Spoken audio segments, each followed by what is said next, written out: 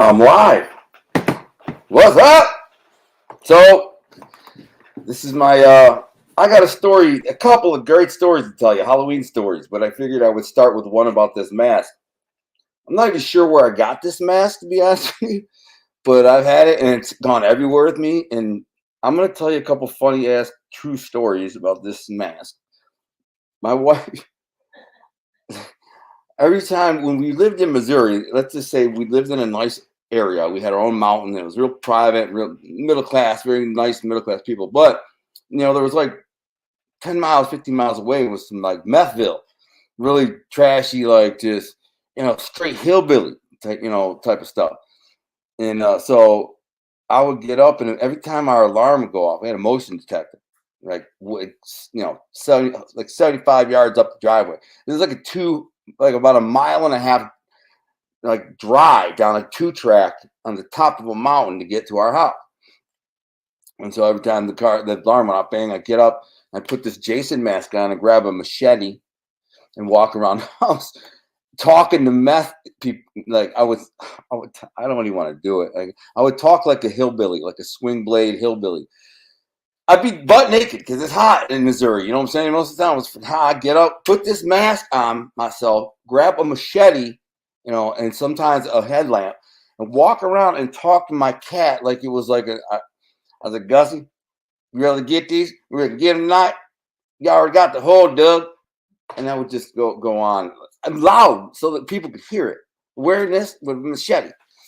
Thinking, maybe at least they'll be a little bit scared if you're trying to break in my house or try to kill me because there's a lunatic who lives in there who's got a Jason mask on with a machete, walking around talking to his buddy Gus in the middle of the night, loud as hell. Gussie, you hear them? You hear them out there, Gussie? We'll get another one tonight. Got them holes dug.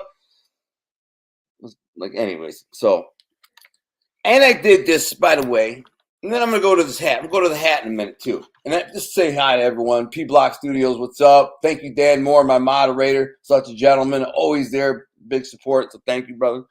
I was thinking about you. I was thinking about, man, come over to see you. Maybe take a shot at them woods, crack at them woods behind your house, man. I'm saying. I know there's bucks running around there. I should have put some time into your property, man. Plant a food plot. Bang. I'd probably be a big buck there. It's a great place. Anyway, love you, buddy. True Blue, what's up, man? How you been? What's this guy been, man? It's been a minute. Robert Brown. What's going on, brother? Rico Conte. Boom. What's up? Missouri full of insects. Johnny Boy. Nailed that one, bro. Nailed it. That's part of the reason we left. Man, turn this freaking bright ass light off me, man. Why is that thing? It's killing me. It's a bright light, man. It's one of those mood stabilizing lights. It's not my thing. So, anyways, I'm going to tell you about this hat. Let me just try to get my green screen a little. What is my wife doing in the background? I know what my wife's making me a nice dinner, so that is nice. Anyways, check me out, man. Is anybody wondering what the frick I got this hat on for? And I got Brutus. Brutus. I didn't kill Brutus on Halloween, but I don't know, that's where I was tonight, hunting. So my outfit is as a hunter. And this hat, my dad, this hat, I blow your mind with this hat. I'm going to tell you the story behind this hat. It's the ugliest freaking hat ever. I never wear it. My dad gave it to me. It's very warm, though. So if like it ever came where you needed a super warm hat, this would be the one. This is a real military hat. I believe it's Russian. It was bought at Army Surplus or Arc Surplus, a little place outside of Mount Clemens, Michigan. It sold like military overstock supplies and all kinds of like military blankets and uniforms and all kinds of all kinds of stuff, like old military canned goods. My dad bought a bunch of canned goods from World War II. They were Army rations. Like we ate them. You could buy it for like a nickel, and a bunch of them. These old ones. Now this isn't like, keep in mind, it's like 1980, and my dad would buy them. These are from like 1945 for a nickel. And then we crack them open and eat them. Oh man, it was bad. Like the fruit cake was the worst. The fruitcake's bad to begin with, so I never really knew. Was that bad because it was like, 40-year-old fruitcake, or was it bad because it's fruitcake? Fruitcake sucks regardless. Yeah, and more than that, my wife said, I can't believe he ate World War II K rations. Yeah. And more. There was all kinds of crap that he bought and we ate. Luckily, eggnog. You guys, if you're not taking advantage of this season and drinking a lot of eggnog, brandy or not, this has no brandy in it. Man, it could have some brandy. We're out of brandy, so yeah. But eggnog is truly one of life's greatest joys. Mm, mm, mm. I could drink about a gallon like nothing, man. It's literally, you know what this is? This is fuel. My body requires fuel like just like that. Fat, sugar, and protein all at once. Bang. It's exactly what I crave. I can kill it. Mm. Mm. You say? Oh, my hat sword. I didn't finish the hat sword. My wife said, finish your hat sword. So my dad had this hat when I was a kid. I'd watch him wearing it. He looked ridiculous in it, right? But he'd wear it all the time. So he bought a couple of them. And he had them for years and years and years and years, which I know this dude still got the same pair of shoes he's had for 20 years, 25 years, whatever. And then one day I see him. I don't know if he comes to see me or I go see him. I think I went to see him. He's like, oh, here, take this hat. It's a good hat. Keep your head warm. I'm like, oh, no, not that hat. No. And he's like, take it. I'm like, it's a little small. He's like, just pull it on. It'll fit. I'm like, all right, Dad, fine. I'll take it. He wanted me to have this hat, this goofy ass hat that he wore. I mean, there's a bunch of pictures of him when he's like in his 20s and 30s wearing this goofy ass hat, way too big for his head or small, whatever the case. But I took it, said, all right, Dad, thanks, man, appreciate it. I actually wore it one time when I was hunting. It's got a funky smell to it though. And it's from 1945. Russian. Oh, Jesus. Geez, no wonder I didn't see any deer on that day. And by the way, I saw some deer today. It was a super windy day, and I almost never see deer on really windy days. Why I go hunt on a super windy day, I don't know, man. I guess a part of me was hoping that the wind would die down, and it would prompt bucks to get up. Wasn't the case. Although, listen to this. This is a funny story too. I might as well tell you the story. I was playing on my phone as it's getting dark, it's getting darker and darker. I had my phone brightness turned all the way down, like almost all the way down, but still my eyes are adjusted to this light. And then a deer comes in, and it's so windy. He's right there, 20 yards away when I finally hear him. So I set the phone down, put it in my pocket. I'm 33 feet up in the air, so they can't really see me moving around too much. Put my scope on it, but my eyes had not adjusted to that, like the lower light. I was looking at the screen for 5 minutes or whatever it was. So like I could not tell if this animal was a buck or whatever. It was a big deer. It was big. I had a feeling it was a buck. So my eyes adjust and it kind of goes over here. I got to climb out of I have a safety strap that goes under my arm. So in case I fall asleep or whatever, slip and don't fall. But that's all I got. Just a one little strap that goes under me and goes around a tree. I slip out of it, get onto my hands and knees on the tree stand. I'm on my hands and knees. I'm a pretty big guy on this little stand on hands and knees. Turn my body around, kneel in this weird cockeyed position. I put the scope on it, and it was a buck. And it wasn't a big buck, but it was like a lot of guys would have shot it, buck. A lot of guys would have shot it. It was like a small 6 or a big 4. And I've seen both of them around, so it could have been either one. But he was big. I mean, the bucks are always way bigger than the does. They built different. They're just way huskier, bigger in the chest, wide. Even a young buck, even a 1.5-year-old buck is just way bigger than there are some does that get big though. There's some does, but they're like 5 years old or something. They'll be as big as a young buck. But most of the bucks, when they come through and they're wide, I'm like, oh, that's a buck. And then I can't see his antlers because my eyes are unadjusted. I'm like, mother. And by the time I adjusted, I'm like, and then I got him. I'm like, oh, I could nail him right now. I mean, what's the glory? What is the glory in shooting a buck that's smaller than this one? Like it's just a tall 6-point, like tall, not even wide. Like to me, that's not worth shooting deer to me. I mean, I'll let that deer grow. Next year, my deer might be a nice big deer, or the following year, real big. But right now, so that I can go whoopee, I shot a buck. Nah. This buck here, by the way, is an 8-point buck, and it's not huge. But I hadn't hunted in 15 years and never hunted with a bow. And even though I shot with a crossbow, but I shot a doe, and then 30 seconds later, I shot this guy with crossbow. I reloaded crossbow at a tree stand and shot this thing. You know how hard it is? Anyone who's ever shot a crossbow, it's a process to reload them. You gotta pull this cock and ropes out, put it down, feed it through just perfectly, cock it, put the ropes back in your pocket, go down, grab an arrow or bolt, stick it in there real, and it's tricky. All while a deer's walking towards me, like I can't believe there's a buck walking right towards me after I just shot and killed a doe like 10 seconds ago. Doe runs in, I went, hey, and stopped, turned around, gave me a broadside shot, 8 yards. Bang, she goes. I'm like, she ain't going far. And I already saw it was snow, so I saw the blood going on both sides. And she crashes at like 60, 70 yards. And I said, that's good. I'm on the board, man. I've been hunting for 6 weeks. 6 weeks. Every day, morning and night, for like 6 weeks. I missed a couple mornings. And then, so I'm like, all right, I got a doe. No big deal. I'm on the board. And then all of a sudden, I said, why was that deer running? And I looked up, and here comes this buck. This buck is walking up. He walks over and looks at her dead, who just died 5 seconds ago. And she's just literally 5 seconds. And he walks up, and he's like, looks at her, and he turns and starts walking towards me. And I go, this can't be happening. Like, I blew it. I shot the doe. I should have waited for the buck. He was chasing the doe. Dummy. And then I looked, and there's one bolt left right there. And I go, move. That's what I said in my mind. I just went, move. And I grabbed that bolt, and dude did everything perfect, like supernatural freaking powers. I mean, I did not make a mistake. At one point, I said, don't look, don't look. And I look, and he's right freaking there, man. He's like 15 yards away, veering like this broadside. I don't look, and I got the bolt jammed in there, and I couldn't get it right. I said, relax and get it done. Literally what I said on my mother. I said that.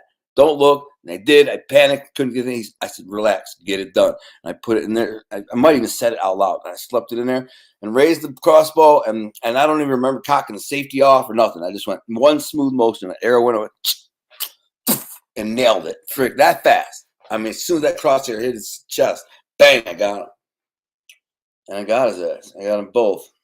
Anyways, I'm going to go to some Halloween stuff, man. Or Devil's Night. Talk about Devil's Night real quick. I'm just going to say, what's up, Maverick? Sandy, what's up? Code Red, what's up, man? Joseph Picarello. Probably pronounce that wrong, man. It's the Daggle name sometimes get me. Picarello. It's a good name. Joey Picarello. Sandy. Oh, that background is from a picture from right by where we live, where I live for the first 3 years. This is taken right there, but it's like 20 miles from here where we live now. It's beautiful. We used to call it the Tunnel of Colors because you go down this one highway right on the coast, and there's all these beautiful colored big hardwood trees that kind of and you're in a tunnel for about a mile. It's cool, all colors changing. Robert Brown, what's up? Zach Malone. Zach Malone. Is you Italian, Zach Malone? Did you hear about Paulo? Yeah, not Paulo, Elpo. Yeah, I did. I think that dude was a rat, though. Didn't Elpo freaking flip on his boys and stuff? Can't get down. What type of channel? What type of channel is this? Listen, check it out. This is not your average type of channel. Trust me. You may get some hunting stuff and some fishing stuff here and there too kicked in, or you might get some gangster stuff. But we'll just watch the channel, watch some more of these videos. I'm going to tell you a funny story. It's a good story, Halloween story. Before I tell you a Halloween story, tell about Devil's Night. Was anybody else out there really bad on Devil's Night? I mean, I hung around a bunch of bad kids, a bunch of bad kids. I was a bad kid. I was the leader of the bad kids. And Devil's Night came every Devil's Night. We planned it for days. We're going to get eggs. We're going to get toilet paper. We're going to hit this girl's house and that dude's house and this girl's house. Oh, man, light bags of freaking dog crap on fire, throw it on somebody's porch, the routine. We did all that. But I remember when I was 16, we were driving around, a carload of us, and we had guns and stuff. And I had friends shoot randomly, arbitrarily at houses and whatever. That's dumb. I mean, I messed around, shot through the floor a couple times of my friend's station wagon. He's like, oh, look at, I got my dad's gun. I go, let me see it. And he hands it to me. I go, pop, pop, pop, pop. Right to the floor. Then I think what happens is I hit like part of the exhaust or Cadillac converter and it made it sound weird and he's all freaking out. But I had a wrist rocket. So now I drive, a badass wrist rocket, too, called Super Rocket. And my dad is a gun dealer, gun collector. He had all these musket balls. I grabbed these, a handful of musket balls, driving around the neighborhood, just smashing out windows. What a dumbass, punk ass kid. I mean, what kind of? And me and my boys did all that. And I was telling my wife how another time, about the same age, might have been the same year, we had a fire extinguisher that you pump up with air at the gas station, right? You pump it up, you fill it with whatever you want. We would all pee in it. We'd get drunk drinking beers, 16 years old, go driving around drinking beers, messing with everybody, whatever trouble we can get into. We'd all pee in this thing, get it pumped up, and we'd drive around and blasting people. And the thing is that a lot of the people we were blasting knew us too. I mean, they knew who we were. They were like freaking assholes.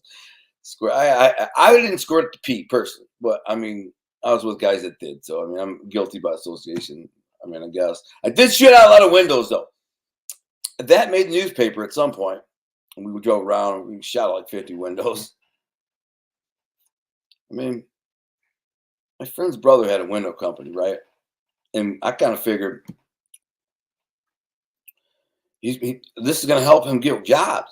I figured in my mind. That's kind of a stupid thing to think, but I'm like, whatever. This guy's going to call him up and get a window. So he makes some money. I mean, I may have, I used to take my boy's card. This is a nice guy I am, who owned a body shop. And I'd see a card that was busted up in like a parking lot or something. And I'd put the card on the window. But I never like dented nobody's stuff and said, here's a card. I never did that. Come to think of it. But anyways, so I was bad. That was Devil's Night. The worst one was on Devil's Night when I shot a cop car. I was just telling my wife this. I shot a cop car. This is before I was like 16. This is like when I was 14. I was up in a tree. Well, me and my boys had Devil's Night running around, breaking windows, causing havoc like we did every year. I mean, picking up big rocks and like smashing them through windows, whatever. And then we sat in the corner of Greater Mac and like Shoreline or whatever. I think it was Shoreline or the street. And Tommy lived right down the block, like 4 houses. So I figured if we got to run, we'd get away. So we shot out some windows thinking nothing's going to happen. And only walked like 5 houses or whatever. And then the corner, cop goes by. And as he's going by, and my boys are going, no, Al, no. I got this wrist rocket with a ball bearing. Bang! It just bang off the cop car. They hit the gas, reverse. So we all run. Everybody runs. And I figured those guys would go back to Tommy's house. And they essentially did, but they knew to go there. So they got him. And he said, but they didn't get out of it. The cops tried to take him away, and they didn't. Like, we know you did it. I'm hiding. Nothing. What are you talking about? I'm hiding I climbed a tree. And I guess I'm assuming they said I was there. And kids probably didn't hold no water, but they couldn't find me. You know what I'm saying? They said they didn't tell. They said we didn't tell them it was you. We didn't tell them it was you. But they stayed driving around the neighborhood for like an hour. So obviously they were looking for me. Either way, that was on Devil's Night. Another Devil's Night. We were all going out, sitting at my boy Pete's house, Pete Galinsky, and who I liked. I liked Pete. I liked Pete previously in 8th grade. I knocked his tooth out. He's like my best friend. He smashed me in my balls. And then I said I was going to kill him. And he got his dogs on me. And then I caught him walking his dog a couple hours later and freaking beat his ass. Knocked his tooth out. I still got a big scar on my knuckle from his tooth. And but then we became boys again, and then I was at his house a couple years ago later, and I was with my best friend Jay, who's very unstable, but he's my boy. He's like my sidekick for real. And I punched. Oh no, this is what I did. I took my wrist rocket. Devil's Night. We're probably like 16. My wrist rocket, and he said my neighbor across the street, like the house down, is on vacation. I'm like, which house? He says, that one. I'm like, oh, cool. Pull out a freaking rock in my slingshot. I'm like, I hit the window, but it don't break. And he goes, hey, man, stop. Bang, and hits me in the balls. Smashes me in the balls. And I double over. Like one of them. Oh. And I said, man, I'm going to beat your mother effing ass. And he took me serious. He thought I was going to beat his ass because of the last time when I just saw the look on my face. Oh, man, I was just not going to. I was going to punch him in the arm really hard. I was like, you mother. I was going to go wham and just rock his shoulder, like blow his shoulder out. But he thought for sure I was coming up to just, when I come up, I was going to swing at his face. So if he fired on me, I come up, he hit me with a 1-2, bang, bang. Oh, man, I started beating his ass. And my boy Jay tackled me, stopped me. I said, man, these little punches, you know, what the fuck, wham, wham, wham. He's falling back into the lawn, and Jay dove off the porch and tackled me. I said, what the frick is your problem, man? Frick off me. He's like, oh, man, that's your boy. That's your boy. I'm like, the freaking boy, what do you mean, man? He fired on me. He's like, you were going to beat his ass. I'm like, no, I wasn't. I was going to punch him in the freaking arm. Pete's over there jumping around going, man, beat my ass, man. Whatever, man. I got a couple in. You're the one who taught me that, man. You taught me that. What did he say? He's like, you're the one who taught me to stand up, stand up. And I did. I told that mother effer, I said, if anyone ever tries to punk you, fire on him. Don't even wait. Win or lose, man, you're going to get a couple in, so whatever. I told him that. And so he took it to heart. Anyways, and you know, we were cool after that. We were friends in 5 minutes, but I was like, dude, I wasn't going to beat your ass. I'm punching you in the face. He's like, I thought you were. I'm like, no, bro, I was just going to punch you in the arm, man. Because he didn't mean to hit me in the balls. He just wasn't looking. He went, hey, man, bang, shot my neighbor's window. Boom. Oh. Anyway, so I got a good Halloween story. It's kind of funny and apropos.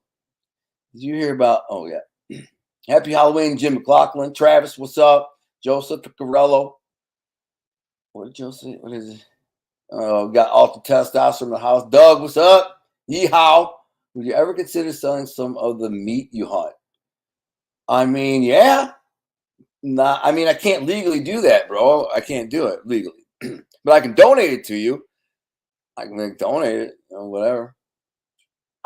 I'm almost out of deer meat, man. I turned like almost my whole deer last year into jerky. I love the venison jerky.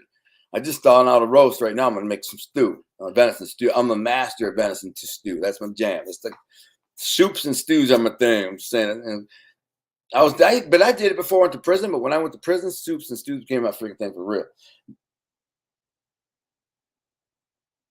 Oh yeah, Doug said, "Good luck. Good job holding off on the buck." Yeah, I mean, I'm waiting on a buck, man. I could have shot a couple deers tonight. Couple does, and even in that one, that buck, that 6 point, I think the 6 point, I could have shot him easy. I had him 12 yards, man. It was easy shot. Just sitting there, dude. Never knew I was there. Brandon, Danielle, man, happy Halloween. All the testosterone goes through his motion. P Block Studios, what's up? All right. So I'm gonna tell you this crazy story. It's gonna blow your mind, kind of. I think maybe. I love the Mafia YouTube space. What is? Testosterone says, I love the Mafia YouTube space since it's just trolling entertainment. Basically, yeah. Low key. What's up, man? If I get John Doe sticking around, where's John Doe? Burning down abandoned houses on the east side. Oh, man. Okay. See? He knows. I've done that. That's fun. I mean, it was fun. I took my whole crew with me downtown, down in the sea one time, burned the house down in Dublin. Like, whole crew, all my boys. They're like, where are we going? I'm like, we're going to burn the house down. What? Why would we go to burn the house down? I'm like, come on, man, it's going to be fun. We all went down there and burnt the house down, found an abandoned house, and had to. I burned down so many abandoned houses, man, or dope houses. They're abandoned that had become dope houses.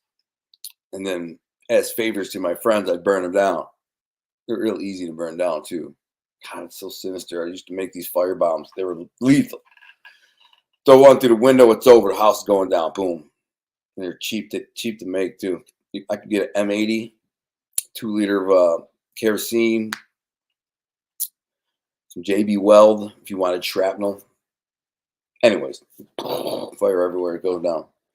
Horrible thing, but I get it. He said he's burning down a house on the east side of Detroit. That was a thing back in the day. What is Sandy saying? You would shit yourself if one came up to you. They're just show when need to be seen. Who? Who's she talking about? Who are you talking about, Sandy? Said Mafia is dead. Oh, I think said my other dude who said Mafia is dead. Yeah, I mean, people who say the Mafia is dead, if they say the Mafia is dead, it's dead by design. That's the way it's supposed to be. People on YouTube here are supposed to know about the Mafia, the real Mafia. Listen, so let me tell you this story, Halloween story, Diddy. What all my life when I was a kid, I always dressed up on Halloween as a vato, like a blood. I don't know why, because it's cheap and easy, and I could, it's like a flannel shirt, button it up, bandana on, some leather gloves on. Hey, Holmes, or a couple times I was a mobster, which was funny too. And when the one time I became a mobster, dressed as a mobster, which was kind of ironic. Nobody really knew nothing about my family. And I was going to a party with a lot of civilians. Nobody really knew. Maybe like two of my friends that knew I was connected. But I got the suit for that party from my grandpa Toko. I walked in and told him, I said, I'm dressing up as a mafioso for Halloween. He laughed. He rolls his eyes. You gotta be kidding me. I said, yeah. I said, I need a suit, one of your OG suits. He says, come here. And my grandpa wasn't a little front and phony at all. Nothing. He just like, all right, come on. And he walks in and he pulls out this suit, which ends up fitting me perfectly. This black pinstripe suit, and it was black with like great pinstripe, 3-piece suit. And he says, you need a black tie. And I said, why? He said, because that means you're in times of war, so you're letting people know back to F up. So I got a charm. I had this thing for my tie. It's an A, my initial A, boom, whatever. When at the party, the people view, I said, I'm Al Capone. I think I even drew a scar on me. I think I had a scar drawn on me. But I just looked like an OG. My grandpa said, here, you need this too, and gave me this real fedora, this real nice, like legit fedora. I popped it on. And then I went to a party dressed like that, and I had brought a girl with me. What's the douchey thing? But I brought a girlfriend. I brought a girl with me, and she dressed as a Playboy bunny. And then I had another girl that I asked from one of my classes, because I was going to Macomb Community College at the time, a part-time class, which at that time I was living with my grandparents and going to little classes. It was great. I loved it. Anyway, a girl in my class thought she was a hottie, so come to this party. And then, of course, my girlfriend showed up there too. So now I'm really trying to duck and dodge and weave in and out of these girls. And I could talk to them for a second. And I could tell a lot of people everywhere. And the girls are all over the place. So I'm sitting in a room upstairs. The party was in the basement. It was my boy's house. And there's a room full of girls in this front room. And I don't know who they are. I have no idea. But one's a real pretty girl. And I start macking on her. And she's sitting in the chair across from me. She says, who are you supposed to be? I said, you can't tell me. I'm Al Capone. She laughs, whatever. I don't even think she knows who Al Capone is. So I start talking to her and like going back and forth. So my girlfriend's friends come through like to use the bathroom, see me there, like, what's up? We got a suit on them, all over these girls. And they run and tell my girlfriend. And my girlfriend comes in there and just give me the evil eye, the Malloy cube. I mean, just like, mother effer, and I'm ignoring her, like, because I don't want the girl to think I have a girlfriend. It's like, I don't even know this freaking chick here. So what's up? Kind of trying to play it both ways. She knew it, but I was broken up with her at the time. That's the thing. I was broken up with Ramona at the time. We weren't together. I got busted cheating like 3 days before this, and we broke up. So it was it. So now I'm just like at bone, like, gee, it's this big freaking Halloween party. Everybody's dressed up. I got pictures from not that Halloween. I bet you they're out there, man. I bet there's some out there. But I got pictures from another Halloween party that was hosted by the same people. Just like I was a year too early, a couple years earlier. It's the one where I got the freaking Kumo D hat and the glasses on. I got a pink shirt. Same people, Hammersmith, having a party. So anyways, my girlfriend comes in there and just what the F looked at me. And at some point while I'm like trying to play it off like my girlfriend's not that important. And trying to mac on this girl, which of course made me look like a jerk off to everybody. Two guys come in. It's Mickey. It's Mickey and I don't know the other guy. I don't even remember who it was. And he said, "This freaking them Lakeview kids were talking shit about us." And I said, "About who?" And he's like, "About us." I'm like, "What do you mean about us?" Who? And he said, "About." I said, "All right, what do you want to do?" Because I knew who the kids were. The irony is with this kid is I smashed him over the head with a TV previously, like 2 or 3 years before this. And he came to our party. And the reason I did that, the reason I smashed him over the head with a TV, I was on acid, tripping, and also he was hitting on my girlfriend. So I warned him like 3 times. Stop hitting on my girlfriend. Or, I'm saying, it's my girlfriend, bro. Relax, chill out. And he's like, he didn't do nothing. He came back, starts hitting on again. I told his boy, go tell her, man. Tell your boy, get back up with my girl, man. And that dude, the dude I told to tell him, he knew how I was cut. Like he knew. He walked straight over to dude and said, dude, stop hitting this girl. It's the wrong guy, man. You don't want to get, whatever. He told him, and he freaking dude just 5 minutes. I'm rolling dice in the kitchen, and I look over, and he's hitting on her again. All right, last roll, guys. Boom, boom, boom. I took the freaking dice, put it in my pocket, looked at my boy Jay, said like this. I walked in there and I grabbed the TV off the entertainment center while he's looking at my girl. And she seen it come and she's like, she jumped back like, whoa. He didn't ever do. He's like, Liz, trying to talk to her. He was out. And then my boy freaking charged his boys. They pussied right out, ran to the bedroom and locked themselves. We were going berserk crazy on acid, punched the holes in the door. So, same dude. Couple years later, and he's at a party, my boy's party. I'm dressed like Al Capone.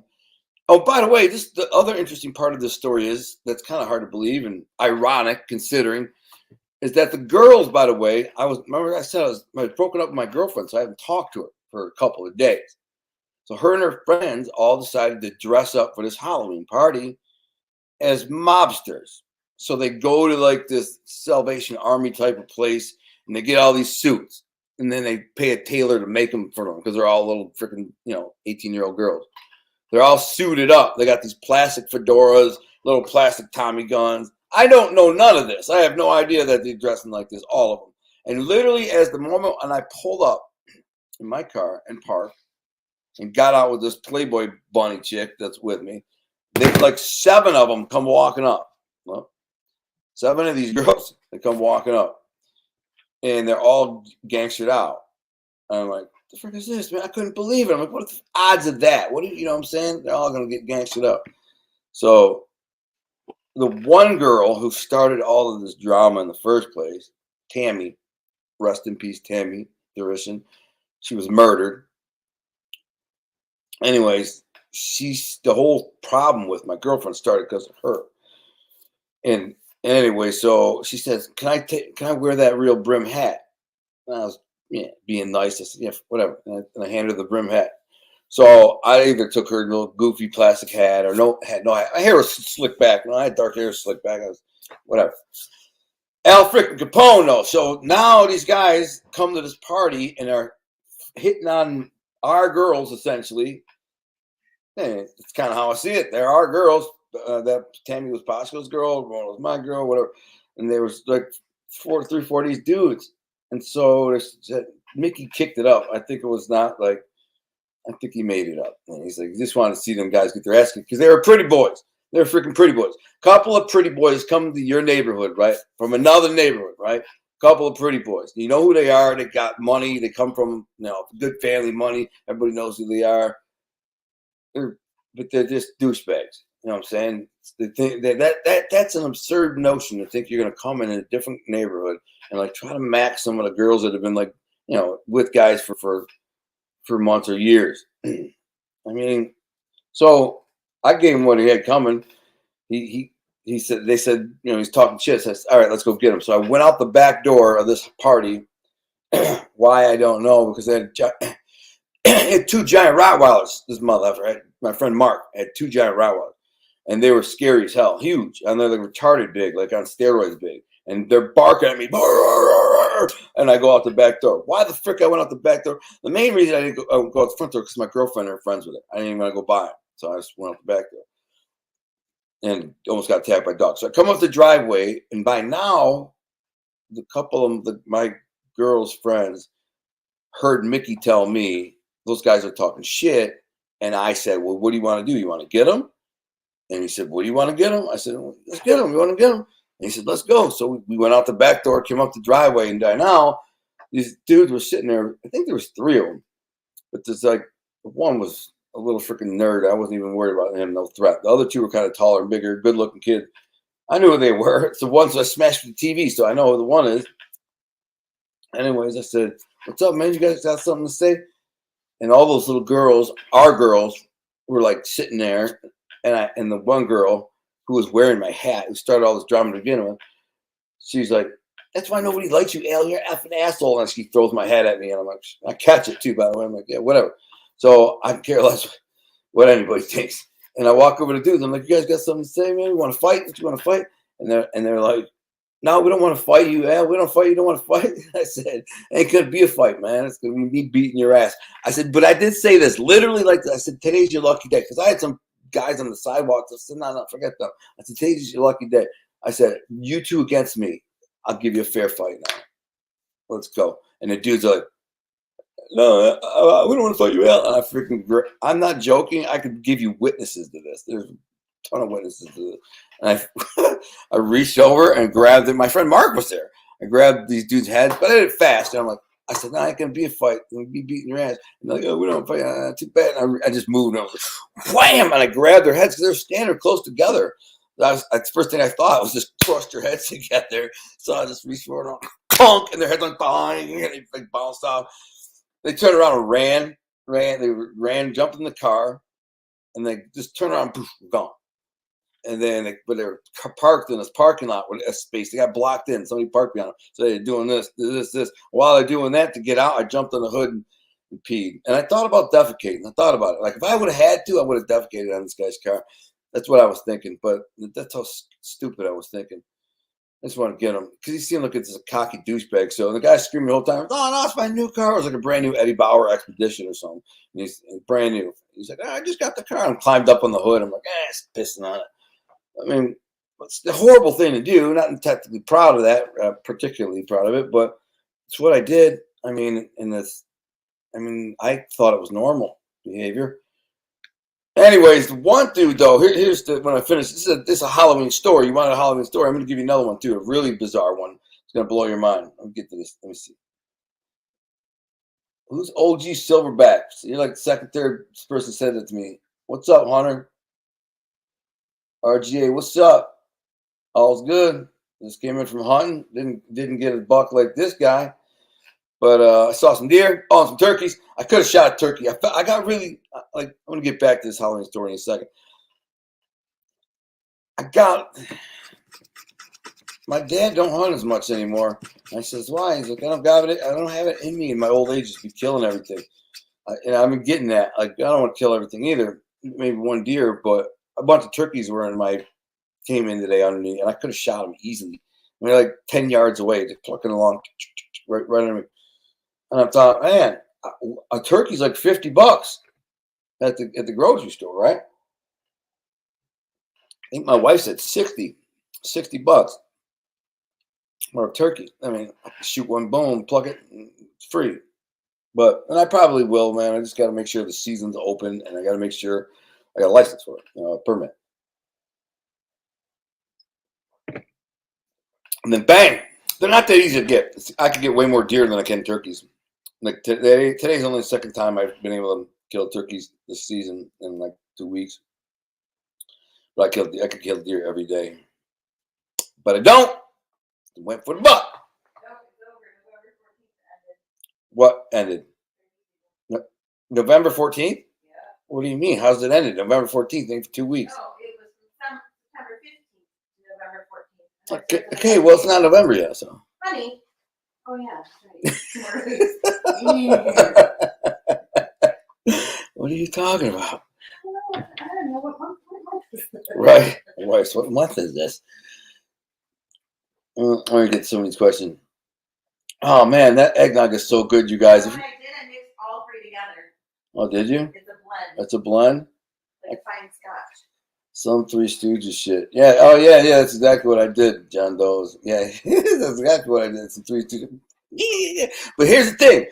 This is not funny. I mean, I caught the guy that was with them. One of the guys that was with them was this really handsome little Italian kid, man, super handsome, a little dark haired, looked like a little movie star. Like, you know the kind. You know what I'm saying? I had my friend Mario looked like him, and I went to school with. He's a real little guy too, but this guy was short, little slick, like Ralph Macchio looking to my left. You know what I'm saying? And and so turned out when I was see the thing is all those girls like they would talk behind each other's back with me, you know, and they all were working an angle with me. So I like, anyways. So back to that girl, that story. The dude, the the girls found out somehow, some way that, or that my boys found out through those girls that one of them dudes was hitting on my girlfriend. Like they're gonna move. I'm telling you, this is some old school, like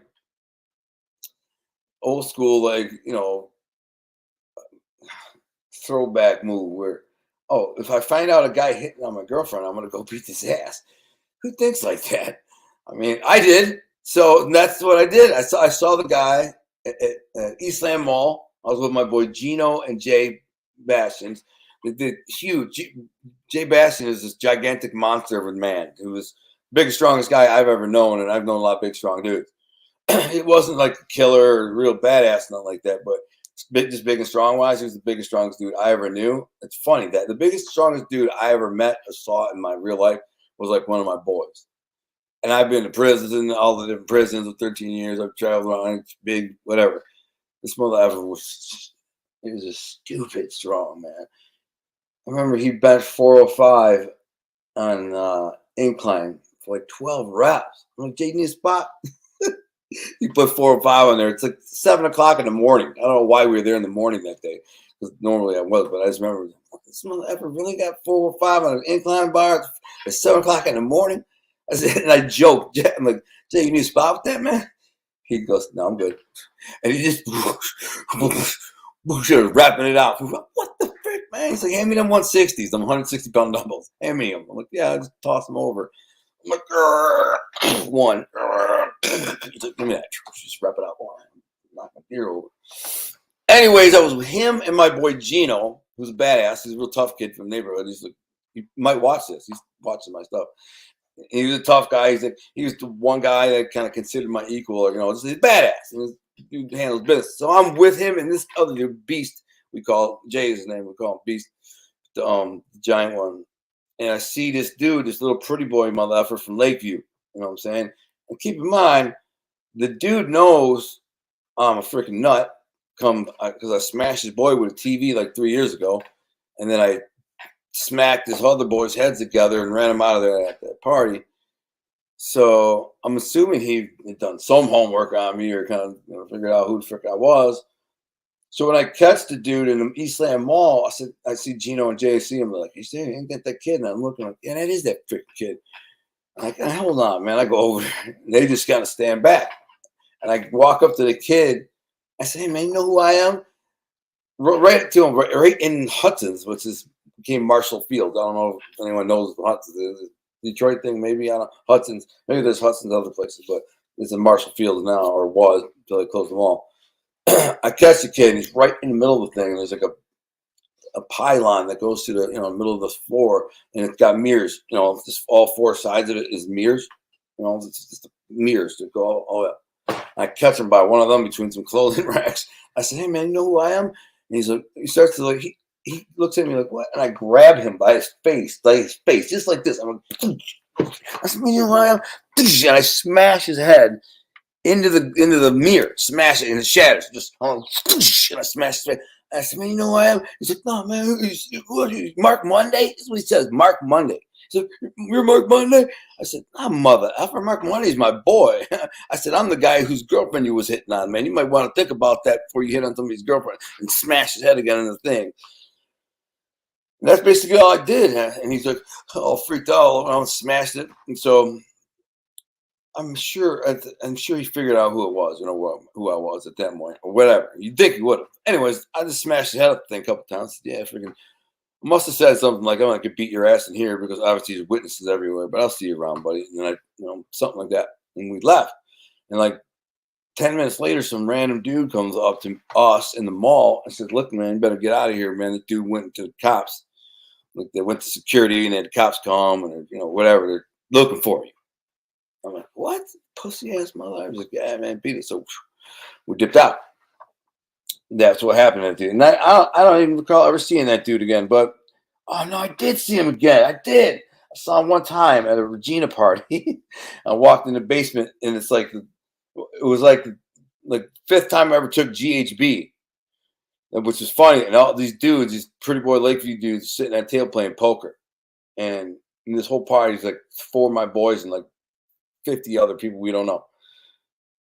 And I go down there and Gino, but I don't know, as long as Gino's there with me, I'm good. I'm good. I'm telling you, it don't even matter. As long as I had Gino have my back, we could plow our way through an entire party. That's kind of how we work.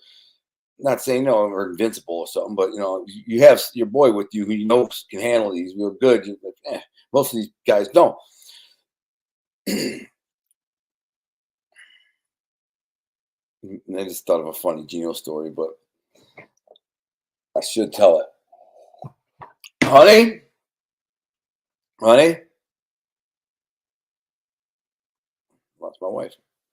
So anyways, yeah, that dude, I see him in the basement of some party, and I walked down there. I just did some GHB, and my boy goes, "What's up, Melvin?" He goes, "What's up, man? What do you want?" He said, "What's up, man? What do you want?" I said, and I looked at this table full of freaking pretty boys who were playing poker, and I go, "Invincible juice." That's what I said. That's my exact response. I said, "Man, I'm on some invincible juice, bro. I feel like I could run through a wall." That's what I said, verbatim, word for word. I feel like I could run through a wall. And them dudes, they think I'm a freaking nut already from smashing one with the TV, cracking another one, and smashing one's face. They're all at this table sitting there like, and I don't even remember what kind of dick I was to those guys that night. I was probably a dick, but they were doing dicky stuff too, man. Think about it, man. Coming over to your neighborhood to try and mac your girls and stuff. I mean, I didn't do that because I had to. Well, maybe I've done it a little bit. Whatever. Straight chiller. What's up? One Halloween, I sold. What do you say? One Halloween, I sold 2 pounds of shrooms to the dorm building during a blackout. Place went crazy. Multiple arrests. That's funny, man. What is going on? Out of season. Oh, turkeys are out of season? Nah, they're in season right now, man. When are you and Tony Pizza going to do a live stream together? I do something with Tony. I don't care. I mean, he seems like isn't he mad at everybody? I'm pretty sure Tony Pizza thinks that I was trolling him because somebody had a fake account with my picture and said my name, exact literal name with my picture, was trolling people, popping off, making dumb comments, whatever. I think he thinks I was doing that. I've watched a couple of his rants where he goes off for a while, and I try to stay with it, see where he's going. I know he doesn't like fat ball Sicilian, and neither do I, frankly. So, I mean, I don't know. I talked to the dude. I don't know his story whatsoever, man. Nothing. I know nothing about the guy.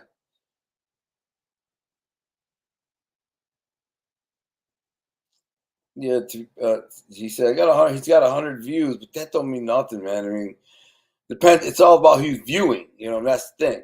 So, will Maria cook that? Who chops the head off and takes out the feathers? Sandy asked. I will take off the head and feathers. Yeah, and gut it. I'll do all that. I butcher it right away. First thing I do.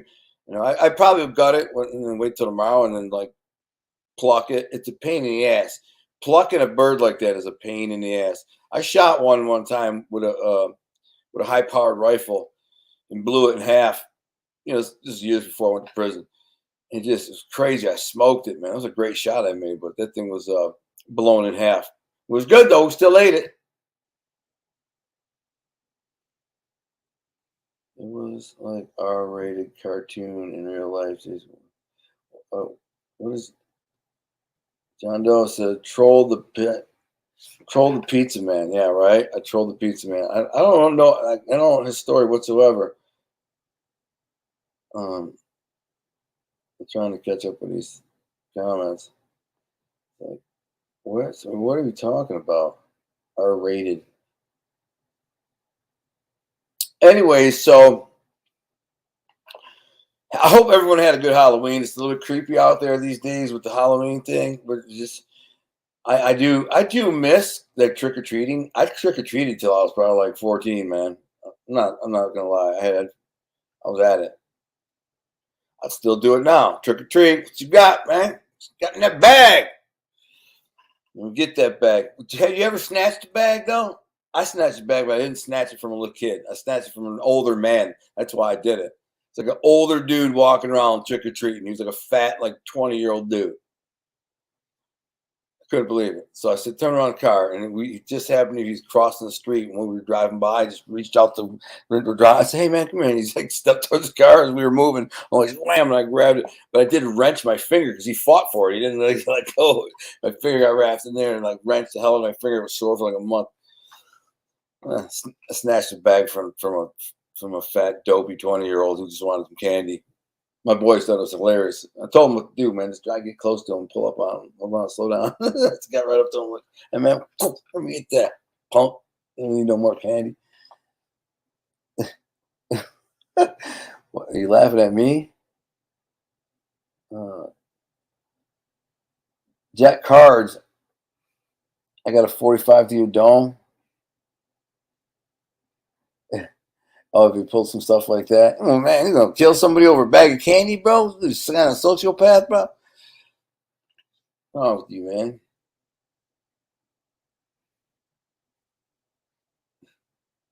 The adolescent. Did you know that Detroit Monsters ice one named Ice Smilo Come? That's so adolescent and like 5-year-old, bro. Just saying. You knew better. You saved him from diabetes, pretty much. Did I watch Mazda and Valuetainment? The first I don't know, like 20 minutes of it. I know Mazda stuff. I mean, he's my boy. I know it all about it. He's shared his story on my show like 4 times. Yeah, exactly. I saved him from diabetes, exactly. But man, listen. Matter of fact, where's my wife? What's she doing outside? Honey! In the garage. Our garage is kind of part of her prepper area. Got a lot of stuff. We're all good though. That's what I got to tell you, man. I'm not sure. I might talk about that of religion or apocalypse this Wise Guy Wednesday. I want to talk about the apocalypse or religion or both. But we are in a time right now in humanity that, and it is not stable. Don't be fooled. We were one bad break away from China just flipping a switch and saying goodbye, America, and we all become freaking. We're living back in the stone, like in the Middle Ages. They could do it. They could collapse our economy.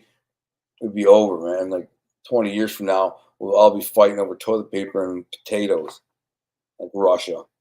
It's going to happen at the rate we're going. We know who's going to do that too. What happened? What was straight chilling? What was your Halloween story? The one with the mushrooms? Yeah, yeah, he did. 2 pounds of mushroom. That's a lot of mushrooms, bro. He had the whole neighborhood tripping. Right. I've never taken mushrooms. I like to try though. I still might. Never taken them. I got scared. Always scared. Oh, thank you, Mason Holt.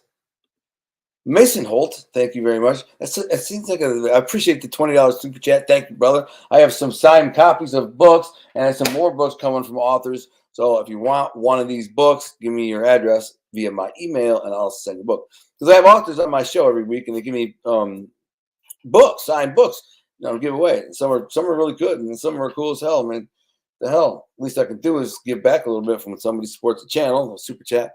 I mean, really, like when somebody does a bigger super chat, I mean, I want to send them like a shirt or hat or duffel bag or something like that. I do all that. It's a lot of work, but I'll do it for you because I appreciate you. I don't want it to be like, give me something for nothing. I mean, I know my content is something, it's worth something, but listen, so let me tell you one more Halloween story. This one's, is it creepy that I'm sitting next to this deer, my dead deer right here? It's kind of, this is a fun ass set I got here. Why is it? That's it. I can't get as far as I can get the deer in there. It's pretty though, right? That's what it looks like up here. I mean, in the woods. When I'm out hunting, a lot of my woods, it looks like that right now. The colors are starting to drop a little bit. I peaked like a week ago, but it's that's what it looks like out in the woods, and you're just chilling. It's beautiful. Look how pretty that is, man. Yeah, I know exactly where that is. I know exactly where it is. That's a Anyway, she used to ride my bike right there. When I first got out of prison, one of the first things I said before I even came home from prison was to Maria, "Could you get me a bike?" And she got me this mountain bike, which was a good bike. It was like $50, and I loved it. I put some miles on it. I mean, I used to drive town and back, which is like 18 miles round trip. It's a good workout. And then there was a big ass hill, so you go like 3 miles down my road, and then another like 2 miles or a mile and a half down the other road. You go up this huge hill, and it's freaking.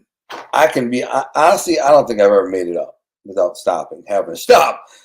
Like I could get almost to the top, but I run out of steam, and I'm in pretty good shape. But my legs are burning, cramping. I stop and kind of let my legs rest, kind of walk it up the last 20 feet or something. It's a big hill. So once you do that workout, it's about like 7 miles or whatever it is up the hill. You could get a workout done in like 20 minutes, 30 minutes. Pretty hard workout on a bike. So tip of the week. Anyways, so another Halloween. I'm just gonna get into one more crazy Halloween story. Why not? It's Halloween. It is Ask Me Anything though. So if you want to ask me anything, ask me anything. I told you about my Devil's Night. It wasn't good. It was bad. We used to break stuff, trash stuff, or steal stuff, trash everything, spray paint stuff. Not a lot of toilet paper in the house, and the trees and egg in houses. My house got egged once. My dad was blaming me for. I think it was these girls messing with me. We had a little war going. We started egging each other's car. But I told them, stop egging my car. Don't egg my car. A black Mustang. I'm like, do not egg my car. Because they did. And so instead, I think they egged my house. Whatever. So, trying to think of it. Another Halloween party. I totally thought of it. I'll save that for another day. So, there's another party that these guys are having. Same owner of the last party where I dressed up like a mobster or whatever. But for this one, I dressed up like a vato. So, like my typical, put a flannel shirt on, button at the top, white beater underneath, bandana, maybe some black leather gloves, and some boots. You know what I'm saying? I'm a blood from LA. That's my Halloween costume. So, Dino, what's up, man? How you doing, brother? Oh man, Dino's a sweetheart. Dude, this guy is such a support of mine. He's like, I'll hit you up on PayPal, man. Thank you. Always a supporter. I mean, anybody who does something like that, I feel like, man, I hope I'm giving you in return for your donation and your support. I'm hoping I'm giving you content that like you feels worth it. So thank you. I'm gonna give you a story about this is a crazy story. If you gotta listen to this freaking Halloween story, man, this is a freaking wild. This one will end wild for you. Trust me, it's crazy. I've told the story of Eli about half of it, but there's a lot more to it. So to the book of Eli, and I probably did like 3 shows, but there's like probably 3 more. Fascinating story. It'll blow your mind. But at the time of this next story, I had been beating him up. I'd like slapped him around a couple of times, at least once or twice, maybe 2-3 times. I don't know. I got him a bunch of times. more slapping him around, punch him in the face a couple times, whatever. But these guys are having this party from the neighborhood, right? And they know I'm gonna hear about it and come to the party.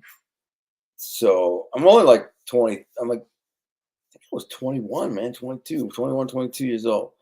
My girlfriend was like 24. This other girl that I had on the side. Well, no, she became my girlfriend because my girlfriend caught me cheating on her with her. Literally caught me.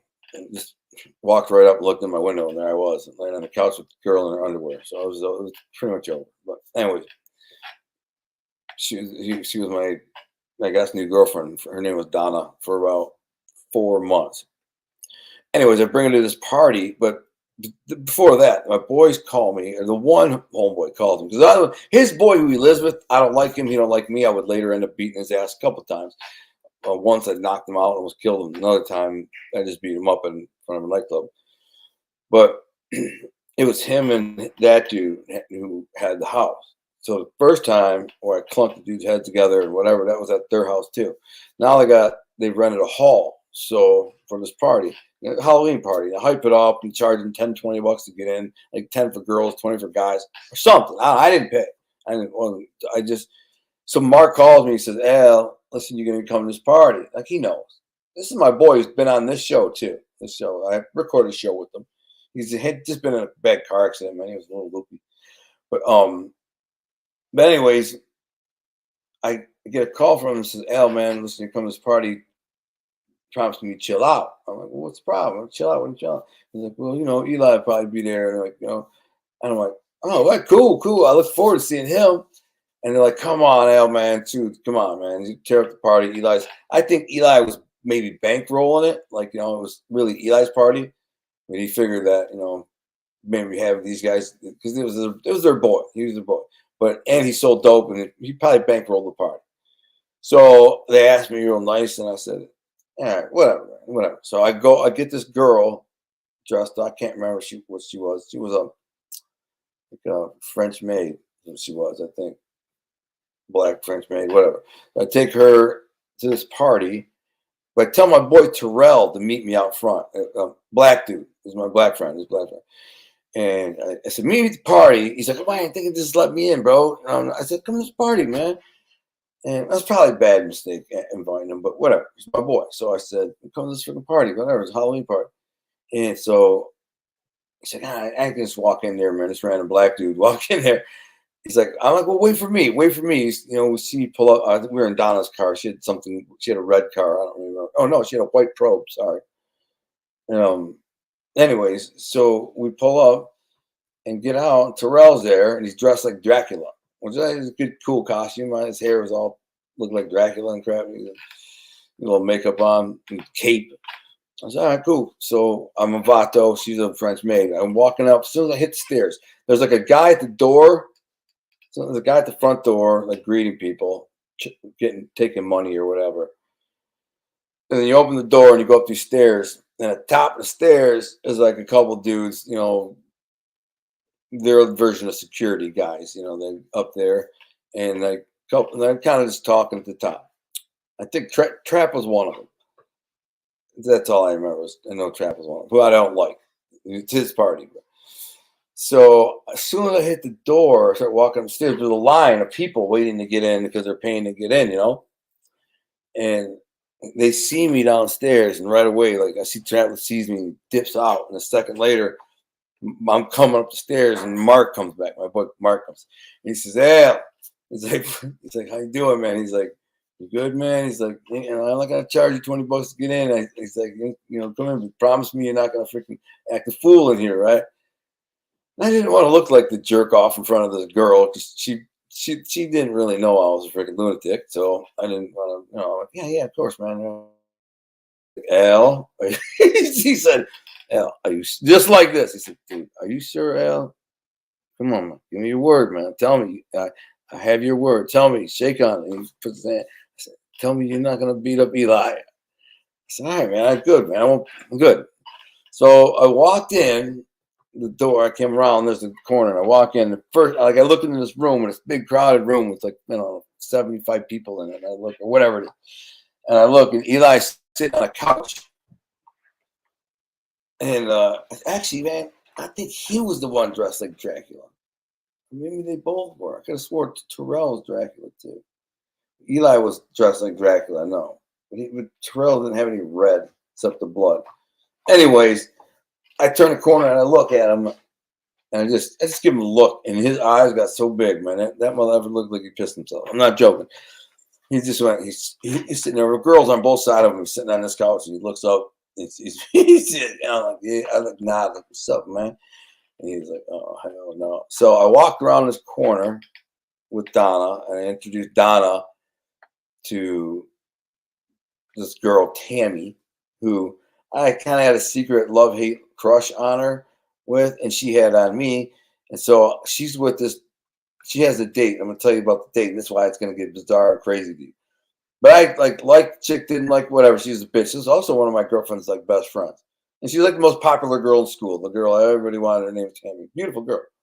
And anyways, I say to her, this is my girlfriend Donna, you know, and she says, yeah, I'm with this guy over here who's her new boyfriend. This is a black dude, right?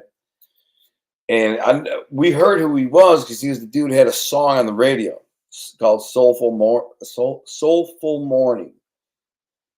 Or Soulful Moaning. I think it's Soulful Morning. I don't know. But it's a good song. I like the song. It's a great song. But she tried to break up with the dude, and he ended up killing her and her friend. Both of my girlfriends, two best friends, he killed them both. Yeah. She shot the one, killed her. The other one like ran off, trying to get out. He shot her. Bullet went through the back of the neck, came out her mouth. She fell in the thing. He thought she was dead, right? She wasn't. They found her 19 hours later, laying in the field, and where he had burned up the car with the other girl's body in it. And she told them what happened, who did it, and then she died. While my girlfriend was in the hospital with her. It's crazy. Horrible, horrible. It affected me bad. That messed me up. That messed me up. Changed something, man. That was tough. Two young girls, 18, 19-year-old girls, beautiful girls, their whole lives at them, whole lives, beautiful girls. The captain of the cheerleading team and the homecoming queen and the prom queen, whatever. The two girls. This is freaking scumbag murder. And that's when I said, if I ever see that guy in prison, I don't know if I'll be able to stop myself. And every time I go to a prison, I hear him call the name Harris. His name was Sean Harris. I'd be sitting there and I'd hear Harris. And like I'd kind of ask him around, his name Sean Harris? Sean? No, it was always like Mike or Phil or whatever. And it was never Sean Harris. So I'm thinking, I got Sean Harris, man. I might smash this dude's skull in just on the strength. And if they ask me when I see the parole board why I did it, I'll tell them why I did it. You know what I'm saying? I guess I'm a man of honor. You killed two beautiful young girls that I cared about. This is just payback. What are you gonna do? You killed them. Let's go back to the stuff. Dino Lombardo sent you $40 super chat PayPal. Super chat and PayPal? Mm-hmm. Dino Lombardo, once again, comes true. He sent me a $40 super chat or PayPal. So thank you, brother. I got to give you some stuff, man. I mean, to help you out, man. Pick something. Pick a shirt or something. I mean, I've sold in some stuff. Pick a shirt or something, and then say, "I like that shirt." Bam, I got you. And then got another super chat from Mason. So did you see that? Yeah, I did. Mason. I know I shouted out Mason. Mason Holt. Yes. Well, thank you, Mason Holt, for your generosity and super chat. You know, I've seen these lately. I've seen a lot of bickering and contention over these channels, and I don't really pay attention. I don't watch. I don't. Sometimes I get suggested, and I like watch for like I can take a minute or two, and I'm like, I'm good. I can't. I'm not into it. Whatever. I'd rather watch hunt videos or whatever. But the whole thing of them that like fighting over the money and super chats. Now, listen, a super chat is a gracious donation. A generous donation from somebody who cares and appreciates your content. I'm not, hustling and trying to swindle anyone, and neither are. But I think there are people who do. I think people, once they discover that they can get people to donate money if they're down on their luck or run into a hard time, then they play that role for that donation. I'm like, that's scumbaggy. But anyone who's just supporting the channel because you like the content and you appreciate me or whatever, well, thank you. God bless you. I appreciate you. You know, I don't know how many people out there are actually deer hunters, but I'm going to ask you something in a second. What did Dr. Andy say? I live in Los Angeles, California. I would love to see your blood costume because we have a lot of those guys in my home state and they're pieces of outfits. To be honest. Yeah, I know. They're not good people, those Bloods and Crips and gangsters, you know. Probably not so good. Joe Black. This guy name was up.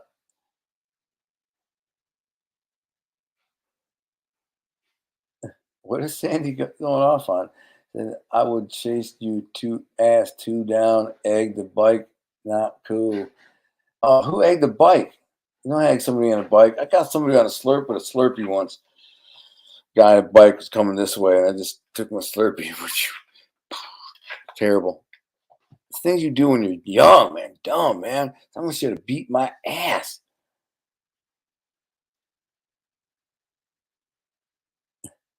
What is Jeff Card saying? Effing net bangers in this chat. I'm repping that beat X3 Serrano. We used to store guys like this in the can. Yeah, like guys like me.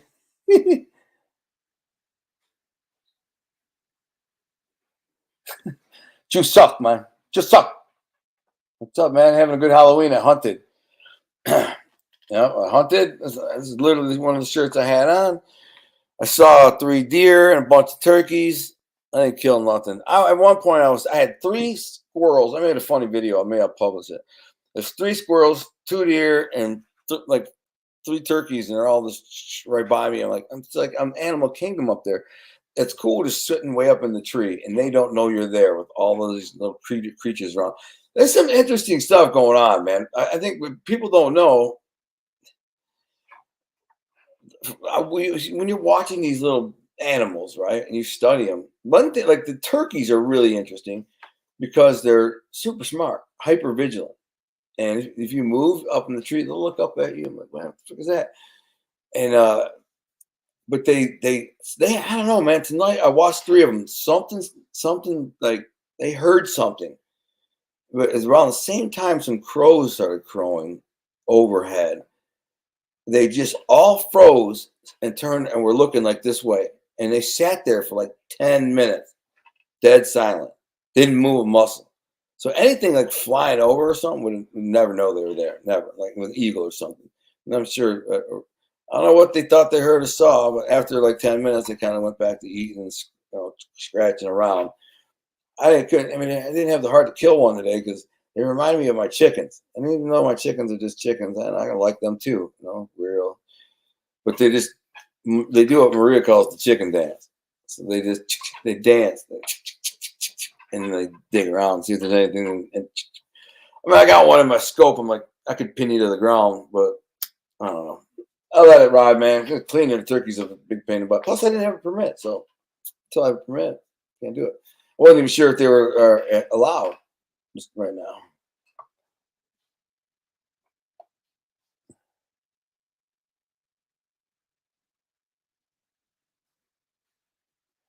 I don't know what this dude's talking about, but who cares? Joe Black, happy Halloween. She said this is the day when the dead reach out. I wanted a dead deer tonight. Nope. Windy day. Do I believe in a paranormal? Yes. I mean, it's real.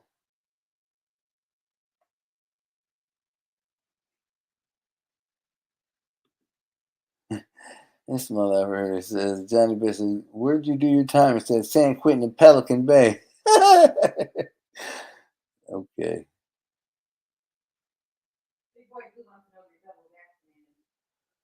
Who does? Am I vaccinated? Man, I ain't taking no freaking vaccine.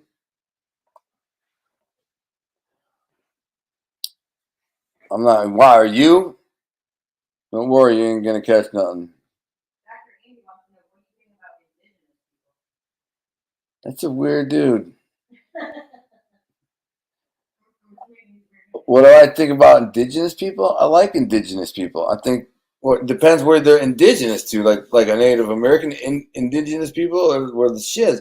I was just talking about yesterday with my wife writing a book solely from the perspective of a young, Indian, Native American Indian warrior, and back in like maybe 1400.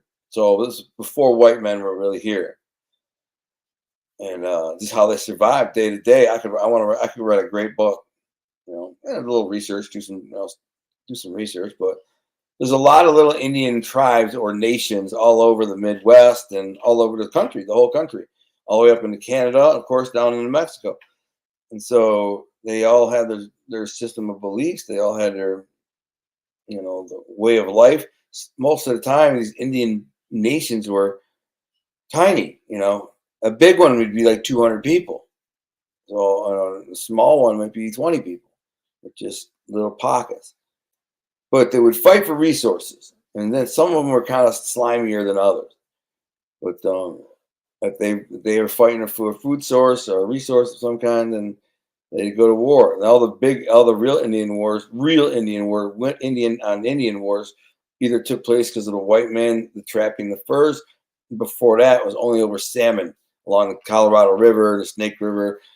Those Indians were bigger and stronger than all the others and more populous and healthier because they lived on salmon. They had huge salmon runs. They'd collect them and dry them out. Lewis and Clark. If you ever read the Lewis and Clark journals or know what they are, they talk about this as they come off the plains. Indians were smaller, weaker, and had lower numbers. And as they got close to the Snake and Colorado rivers, the Indians got much bigger and bigger. Also, they got a lot more bellicose and aggressive, and like they were more aggressive. And so they had run all the weaker Indians back to the plains, and then all their tribes along this river for hundreds of miles. And they had, because they had plenty of food, this huge source of protein and omega fats and whatever, and it caused them over thousands of years to kind of have a superior, but it doesn't mean they were superior physically, maybe because they had more protein source. But whatever the case, they did dominate all those areas as different Indians. I'd love to write a book like that. So if you're asking me what I think about Native Americans, yeah, I think they're gangster. I don't know a whole lot about like Mayans and Aztecs and Aborigines and nothing like that. I mean, a little bit, but it'd be fun to write a movie though, because they live the hell of, to survive as an Indian.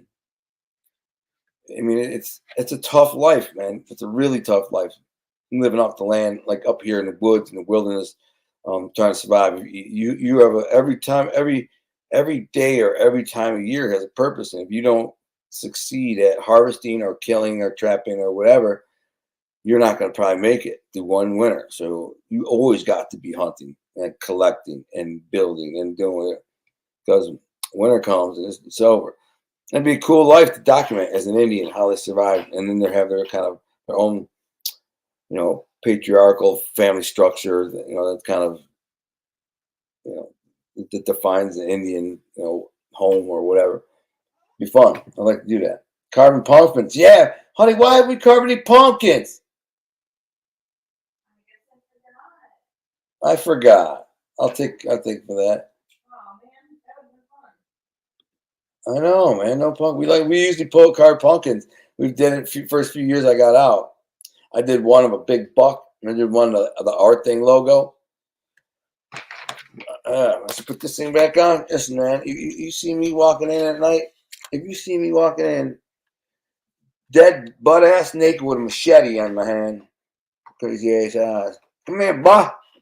You want to come in this house here? Huh? Gussie, get the shovel, Gussie. We got another one to go. Let's get him. So, anyways, let me finish telling you about this story, this Halloween story. It's kind of a tragic ending. Tragic.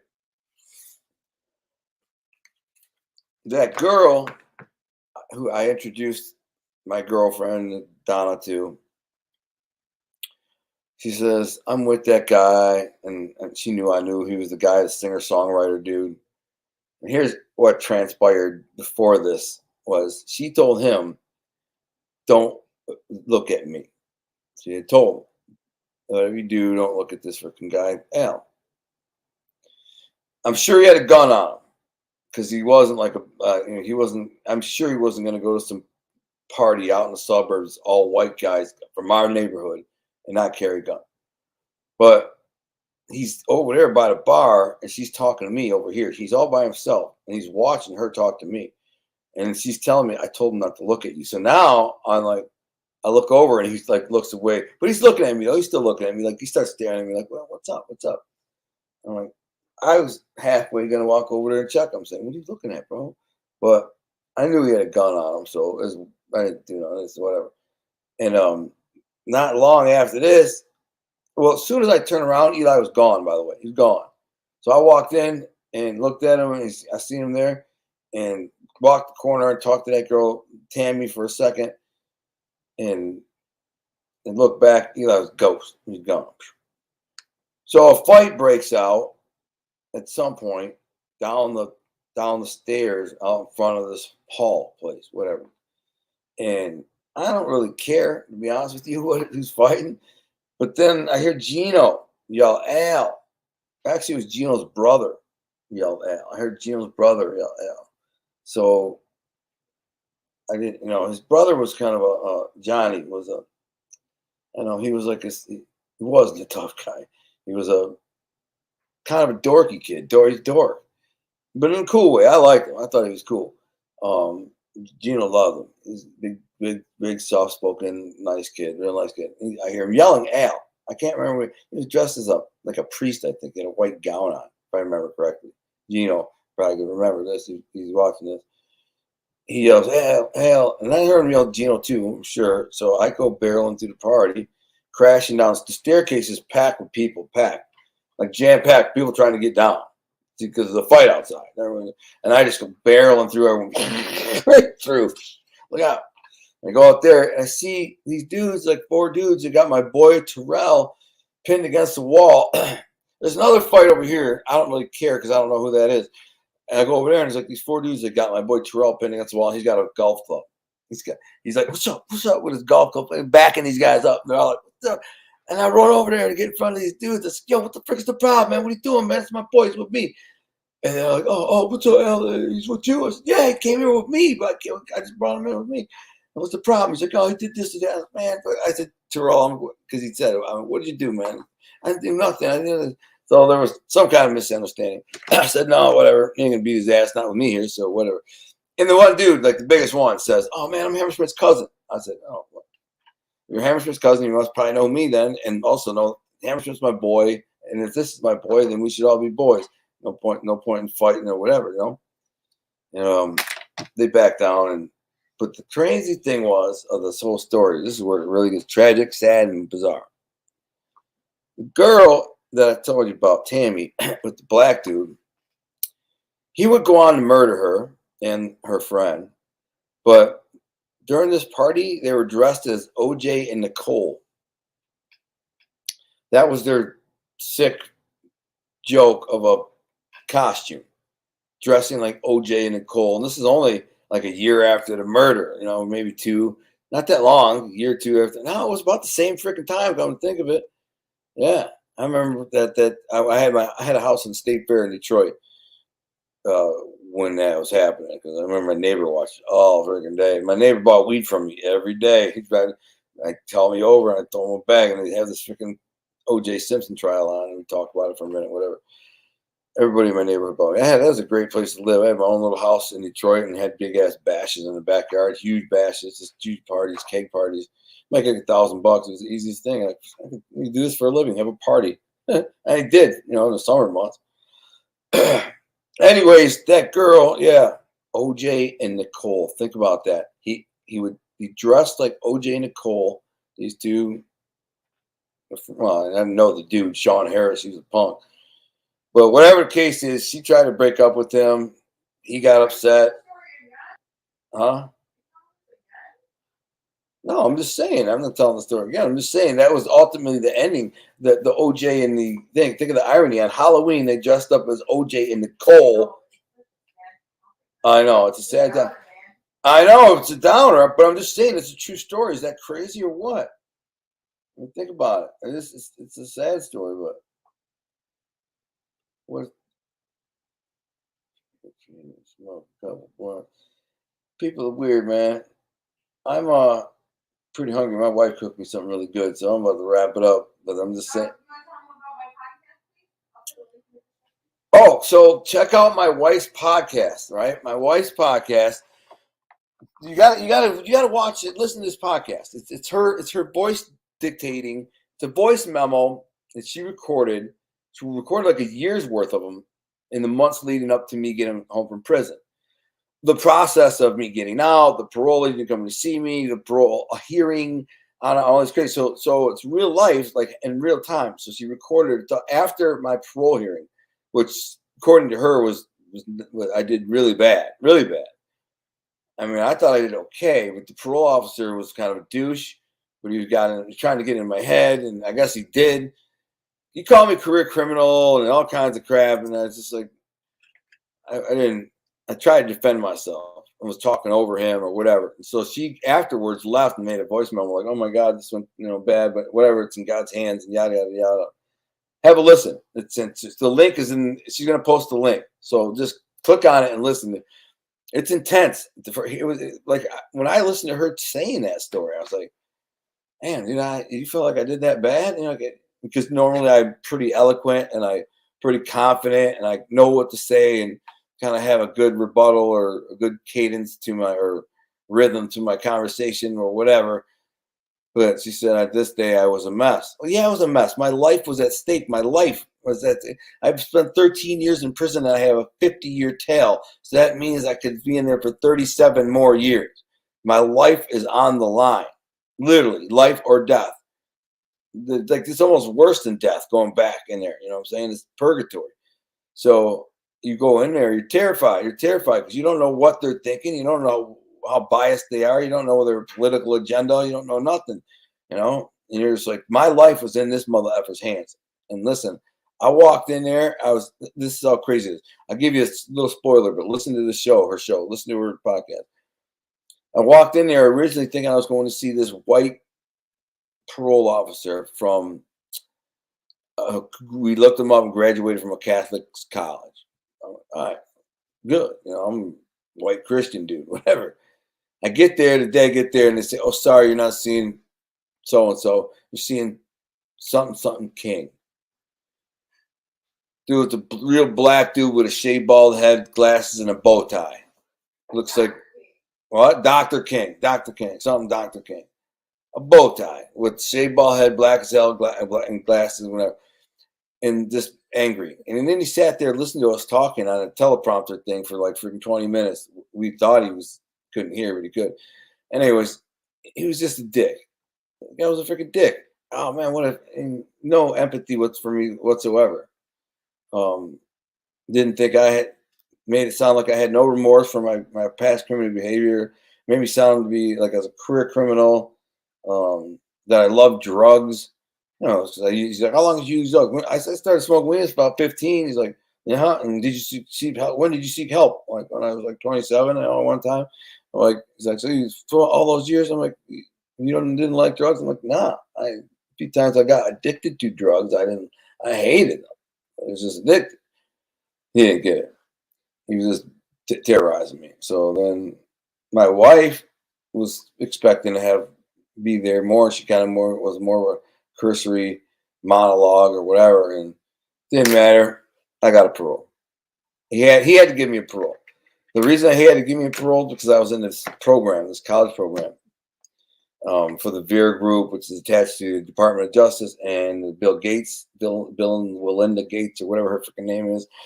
They had money. They had involved in it. We were a test group. I was part of a test group in college and in prison. I was one of 140 guys who got tuition for college. Real college professors came in and taught us. And I did it for 2 years, 3 years, and got like an associate's degree in credits. But it didn't really make a difference. It didn't make no difference in my life. It's never going to. I just played the game. I wrote an essay and won the thing. I just played the game because I know once I go see the parole board and they see I'm in the VEER group, they're gonna like parole. Any other time, they're just like, they look at you and they're like, "Oh yeah, you're a douchebag. Oh yeah, see you in 18 months." And that's it. and you go back, and another 18 months or 2 years go by, and you see them again. You're like, you got a 50-year tail. They can flop you for 50 years. And depending on if they like you or not, if you remind them of the guy that freaking like stole his girlfriend in high school, and he goes and see you, he's like, I'll see you in 24 months or that, or maybe longer. No, it sucks. I'm just happy to be out of it. See, so check out her podcast, because you'll see how stressed out she is. There it is. There's the link. I got 17 flu shots, Jim. Jim, you got 17 flu shots, bro? You're probably glow in the dark, my man.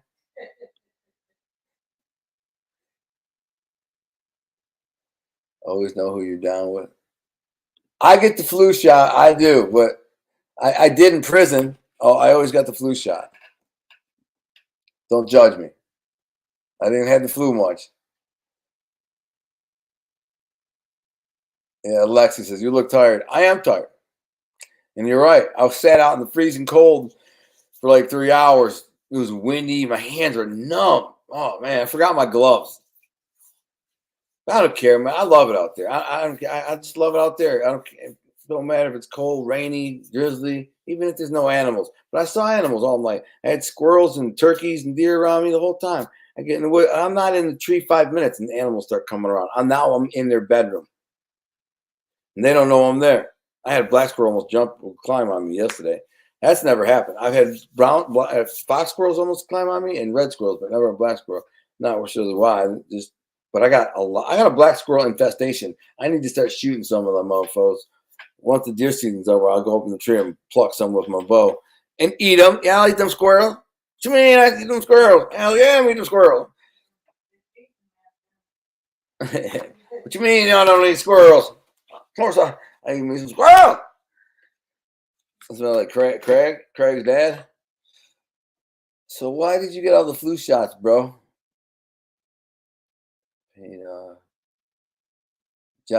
John Doe is a man of few words, but occasionally he'll drop logic. And then tonight he did. Need to hunt mornings. My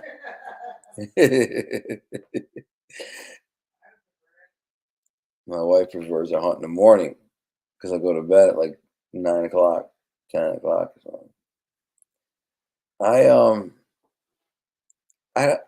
I have a morning spot on my property, but I'm gonna wait to the prime rut, and then I'm gonna go to the morning spot. Problem is, it's likely that when I'm leaving the morning spot, I'll blow does. I don't really want to do it. Maybe. I mean, I'm sure I'll blow some does, but it would be worth it if I see a big buck coming in there.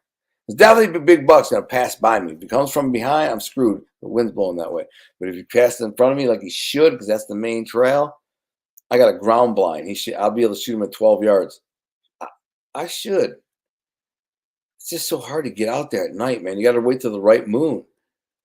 If you try to sneak out there in pitch black without like a freaking headlamp, you're screwed. When you use a headlamp, the deer can all see you. Like, what the frick is that over there? Getting cold with all this rain. Yeah, it was cold today. What? I just was reading something, just popped away.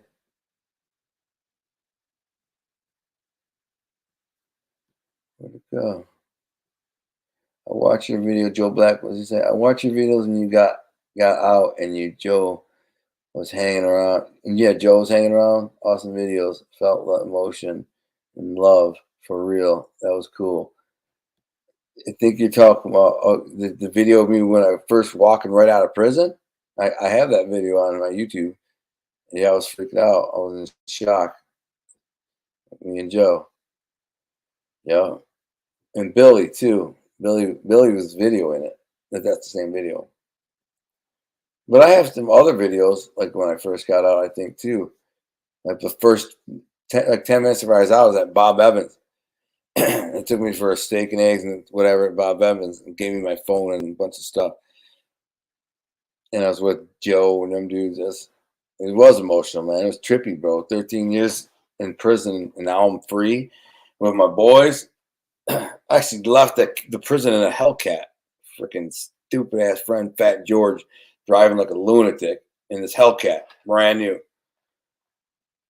Still had the sticker in the window. I got a selfie of me and him. I still got a selfie of me and him with his phone in front of the prison like sign, Macomb Prison. And we pulled up, both of us are like, what's up? And boom, hit it.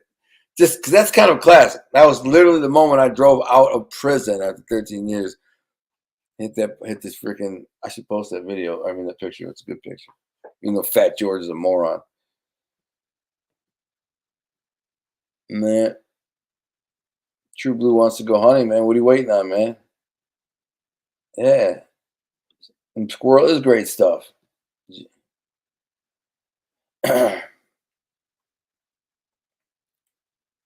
Oh, he's being, Jim McLaughlin was being sarcastic. It's good.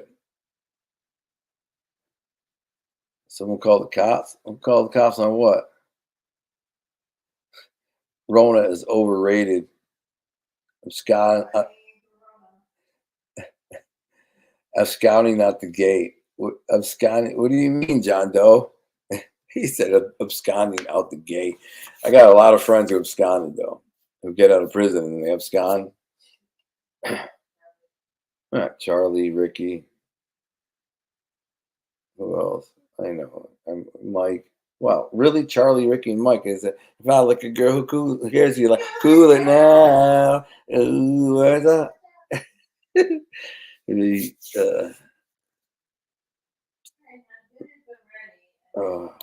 I'm trying to think of all the people I know, like personally, like Larry. The main culprits are Ramona's brother, Ricky, um, God, Ricky, and guys, Charlie. Absconding means you get out and you don't go to your parole officer and you get freaking on the run because you're stupid. You want to get high while you're on parole. Yeah, Steve's girlfriend. Yeah, she's been out. Dude, she's been out for like 18 months. She's been absconded or higher and rehabbed 18 months basically. He still loves her. Cost him about 80 grand last year, but whew, it's a good one. You can pull her off out of some dope house for 5 minutes. Sorry to say that, but that's the one. Is one. What, Joe Black says, yeah, that's the one. It was great. What one? Sport runs. Absconding is a $20 word all day. I'll take absconding for 20. That's a funny. There's a lot of Antonio, Buongiorno. How you doing, man? I did go hunting. You know, I just came in. I'm getting ready to go eat. Maria made me my favorite Philly cheesesteaks. Oh, they're good, man. They're good with the cheese and the hot peppers and the mushrooms. They're gonna be good. Trust me. And I'm hungry too. I look insane. Why did she make my thumbnail picture to make me look like Uncle Fester? See, that's what I get for making my wife do it. Why does my head look like I'm Buzz Lightyear? Somebody the other day told me I look like a white DMX. I'm like, I mean, I guess I could see it. A white DMX, a little bit. I laughed when they said it, but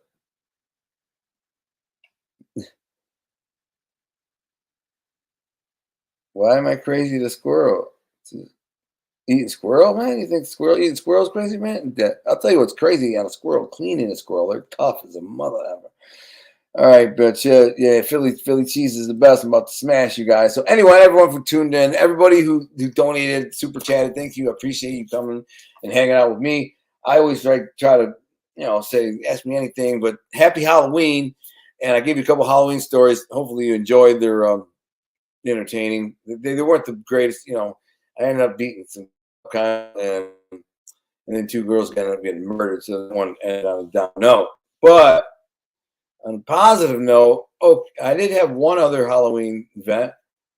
I got same thing. I was dressed like a blood. And I was on a date with a girl, a black girl, and my friend. She worked at Hooters, and my friend Gino, his girl. I'm pretty sure it's the same night. His girl, yeah, and him, and they were dressed as genies, I think. Anyways, I got into it. I don't really want to tell the story because the guy I got into it with and ended up freaking cracking with an elbow. He sucker punched me though. He tapped me on the shoulder and I turned around. That was my boy. Wham! He freaking boom. It almost knocked me out. It kind of knocked me out. Like it kind of knocked me stars and I hit the hand against the wall. Like, what the frick? And I just threw an elbow. Instant reaction. Boom. I just threw an elbow where I thought a face would be and got lucky and cracked and caught him right in the jaw. Bam. Slam. Like clotheslined him. Boom. Right in the jaw. Knocked him out. He was the bouncer. And then that was that. I said, peel him up. We'll finish out in the back. Whatever. And he got up all stupid and they said, call the cops. But the guy, I'm friends with him now. That's what I'm saying. I don't go there. Like, I like the guy. He's a great dude. So I'm not going to freaking pursue that. But it was on Halloween. And it ruined my night. Actually, it was Devil's Night. It might have been Halloween. Everybody was dressed up. So it must have been Halloween. Yeah, we were all dressed up. And they're like, well, let's just go to another bar. And I was so mad. I'm like, F that, take me home. I don't even want to go out. And I totally had a date and everything. And ruined my night. This whole thing. So that was that. I think it was the only date I ever went on with that black girl. Her name was Eva. I can't believe I remember her name. But who? Gino who? So you got to get them from Genoa's. No, in South Genoa. Honey, that's the name of a restaurant. Genoa's. No, yeah, John Doe. I'm going to show you something. Honey, could you make me a Philly cheesesteak and bring it so I can show it to him before we go? Cause, yeah.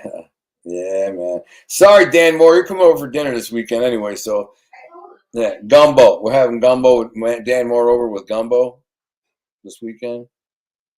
Gumbo's dope. The gumbo's dope. Last year, Dan came over for dinner about this time of year, and I shot a deer, but I wounded it. Not bad though. Not bad. The arrow went right through the upper neck fat, like up here. It was fine. I see it 3 weeks later, jump up and run away. So I grazed him. Dan had just pulled up. Dan had pulled up to go for dinner right about when I shot him. Never found him. I found one little tiny little patch of drippy blood. Not much. I found the arrow. It had a bunch of blood and hair on it. But I had it on video. So it deflected off a branch. It was just kind of a fluke thing. It was a weird deer, man. It was a 3-point buck, big, huge 3-point, bigger than this deer. It was wrapped around like this and had one brow tine, so it was just wrapped around. I'm like, that's a cool freaking deer, man. I want to get that thing mounted because it's definitely a 2.5-year-old deer, maybe 3.5. It's a pretty big deer. Like that's a kind of freaky ass deer. I think it's been cool on the wall next to Bruce here. Ain't the right Bruce, huh? Ain't no Bruce. He's had better days. Still there though, man. Memory of a lifetime when I down that mug. Just saying. Hey, again, a great Halloween video. Very fun and interesting. Enjoyed it as always. Thanks, Joe. Appreciate you. Genoa's or Genoa's? I think I know what you're talking about. Big John's with the red sauce. Come on, man. I'll wait till you see this Philly cheesesteak, you guys. Just stick around for 2 seconds and have a look at this. Joe Tatone. My friend Joe Tatone just messaged me. What's Joe Tatone want? I have partial case numbers. Joe Tatone, this is going to blow your mind. So my friend Joe Tatone just messaged me. He has, true story, he has White Boy Rick's triple beam scale. He was able to get it because he worked for the lawyer who represented Rick. And this mother ever, somehow finagled and ended up getting it, whether he stole it or weaseled it or bought it or whatever. Now he wants me to hook him up with White Boy Rick so White Boy Rick can sign it for him. I told White Boy Rick, I said, you're going to laugh when you hear this one. And he smoked back and he goes, yeah, that's funny about the scale. I said, it might be worth some money, man. Think about it. He ain't rolled me back yet. But, I mean, it could be, man. You know, that's his scale. If he can confirm with case numbers and all that stuff, White Boy Rick's triple beam scale, man. And there might be a high roller in this world who would pay like $1 million for that or something. You know what I'm saying? Some rich freaking billionaire from Europe going, White Boy Rick's his own triple beam scale, put it in a glass case, bang. Yeah, man. That's like you find a copy of I did a limited run of books. My first like 500 books or whatever it was. They're like yellow and black. 10 years from now, I bet you that them books will be worth a fortune. It's only 500 of them. Hit that like button, yes. Thank you. Rico Conte always comes in.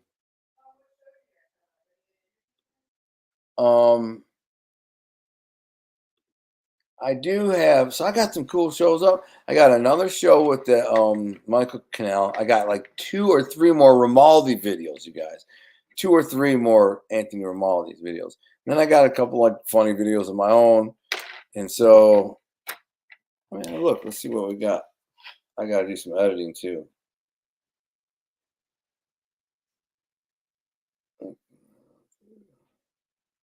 That's Romaldi. I got another neighborhood bullies video that's funny. Oh, I got a funny story too called "Don't Be a Douche." I'm gonna do that. I'm gonna publish that one tomorrow. Don't be a douche. I'll tell you a funny story. I cut the bread in half, so I got a bunch of halves in there for you. But Oh my goodness! You see that delicious cheesesteak? It's toasted bun. It's gonna be so ooey and gooey though.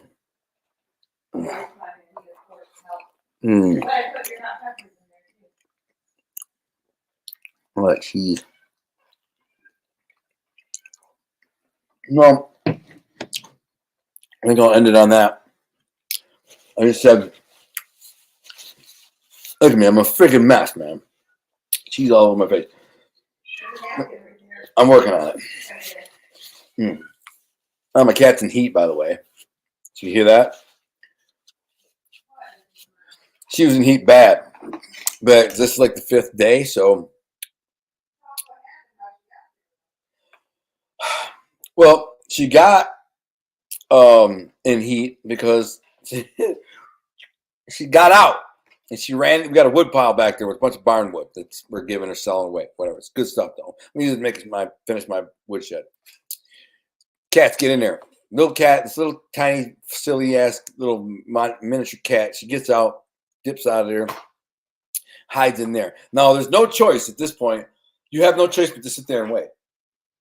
Because you can't just leave the cat outside. You can't. Because it's too risky. You know what I'm saying? We love the cat. We love her. Like there's no choice about it. If it rains, it snows, you're gonna sit there and wait until that cat comes out. Otherwise, you may not have a cat. Something will kill it and eat it. So I don't know how it made it to be as old as it was. It was like 2 years old. And just pure miracle. God, really. So she goes out there and she smells the male boy cats that have come around. And the irony of that is there's like 2 cats. 2 Maine cats. And they're both like big Maine Coons. One is gray. That's a long hair. And we call him Simba. And the other one is this kind of big, darker. It's like a dark green and black. Like, I don't know how to, furry. And we call him Tommy. But there's a ton of cats around here. We see them all the time, but not over here on our property. Our cat is kind of a bitch, and she like patrols the property and like chases other cats around. But these 2 male cats, they ain't scared of her. If she even makes one move towards her, they're like, bitch, you don't want that. And she's like, nope, I don't. It's funny because she'll run up on him and like, never mind. Run back. And anyways, these 2 boys, they're hanging around, and it's been their like girlfriends for like a year now. Every time they go in the heat, they come around spray, and they spray on my wife's rims and tires, and in the wood pile. Then the little one gets out there and goes out in the wood pile and gets a whiff of this, right? And now she comes back in, goes straight in the heat for like 5 days straight. She's the cutest little thing, man. She's so it's like she's in pain almost. She's like super distressed and agitated and uncomfortable and meowing and meowing. Like, poor thing, man. She's so cute. You just want to snuggle her. Same. All right, you guys. I'm about to hit it. What did Sandy say here? Hello, Marie. It only took me a few times to put it all together. It always forgot there's always delayed. He talks and I comment, but when he reads it, it doesn't know when he's talking about it yet. Yep, exactly. That's pretty much it. Everybody else, cheesesteaks, Gunner, Gino's cheesesteaks in South Philly. I don't know the place.